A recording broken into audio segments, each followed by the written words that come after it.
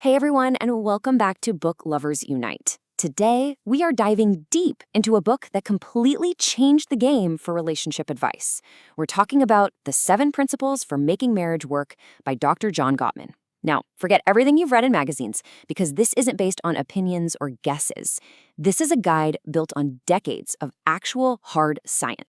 So let me just start with a crazy question. What if a scientist could sit down with you and your partner, watch you talk for just a few minutes, and predict with almost perfect accuracy whether you're going to get divorced? Sounds like something out of a sci-fi movie, right?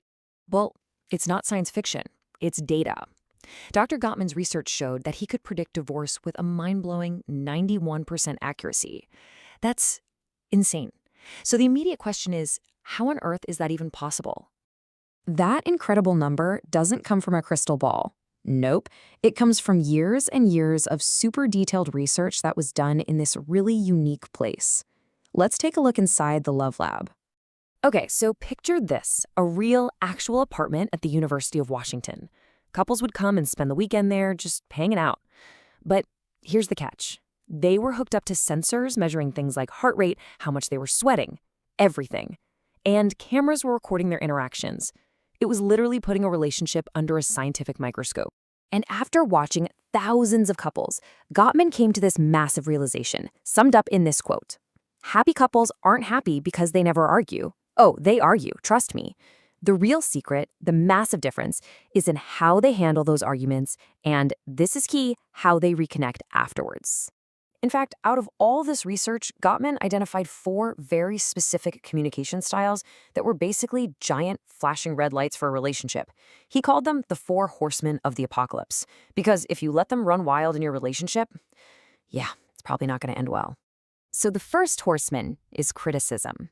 And this is a really, really important distinction. A complaint is totally fine. It's focused on a specific thing. I'm upset you didn't do the dishes. But criticism, that's a direct attack on your partner's character. It goes from talking about the dishes to you are so lazy. See the difference? One is about an action, the other is a shot to the heart.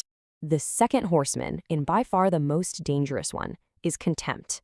We're talking sarcasm, mocking, eye-rolling, basically treating your partner like they're beneath you. Gottman calls it sulfuric acid for love, which is just, wow. What a perfect description. It just eats away at all the good stuff. This right here is the single biggest predictor of divorce. All right, number 3 is defensiveness. And oh man, we've all done this. Your partner brings up an issue, and instead of hearing them, you immediately jump to defending yourself, right? It's not my fault because. But what you're really saying is, the problem isn't me, it's you. And that just throws gasoline on the fire. And the last horseman is stonewalling. This is when one person just checks out. They're feeling totally overwhelmed, so they shut down. They stop making eye contact, give one-word answers, or just go silent. It's like a wall goes up, and suddenly there's no way to connect or solve anything. Okay, that was all kind of bleak, I know. But here is the really, really good news. For every single one of those horsemen, there's an antidote. Gottman lays out these 7 principles that are basically the blueprint for building a strong, happy relationship. We're going to touch on a few of the biggest ones. So let's try a little quiz. Right now, off the top of your head, do you know your partner's biggest stress at work? Do you know who their best friend is? What about something silly, like their current favorite movie? If you knew the answers, then you have what Gottman calls a detailed love map. It's basically your internal roadmap to your partner's world, their hopes, their fears, their quirks. And the happiest couples are constantly updating these maps because, let's face it, people change. You can't love someone you don't really know. This next idea is all about the tiny, everyday moments. All day long, your partner makes what Gottman calls bids for connection. It can be something as simple as, wow, look at that bird. In that little moment, you have a choice. You can ignore it, that's turning away, or you can look up from your phone and say, oh, cool, that's turning toward. And you might think, it's just a bird, who cares? Well, the data says you should care. A lot. Check this out. In the Love Lab, the couples who are still happily married years later turn toward each other's bids 86% of the time. The ones who got divorced? Only 33%. These tiny little moments are everything.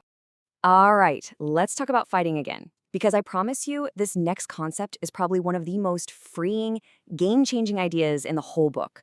It completely flips how you think about those arguments you seem to have over and over and over again.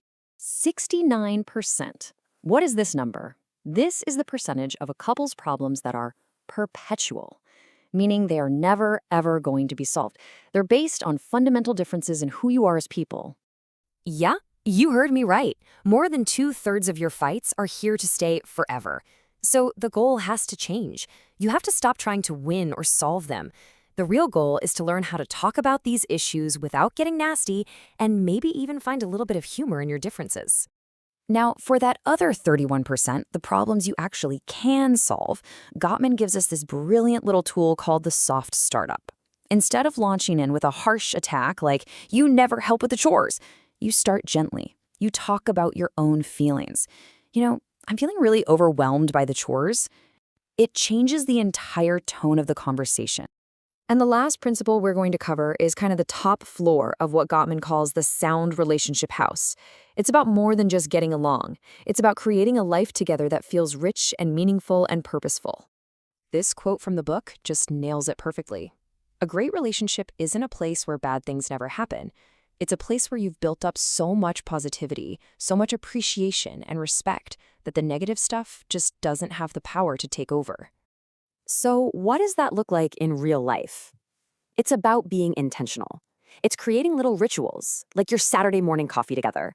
It's talking about your big goals and values. It's about actively building a life, a culture, a we, not just two people sharing a mortgage. The biggest takeaway from all this research is that love isn't some magical, mysterious thing. It's a practice. It's a series of small choices we make every single day. If you found this breakdown helpful, please give this video a thumbs up and subscribe to Book Lovers Unite. And definitely hit that little notification bell so you don't miss our next deep dive. And before you go, I've got a question for you, and I want you to be honest. Which of the 4 horsemen tends to show up most in your relationships? I'll admit, my go-to under stress can definitely be defensiveness. Just knowing that is the first step. Let me know yours in the comments below. It's a great conversation to start.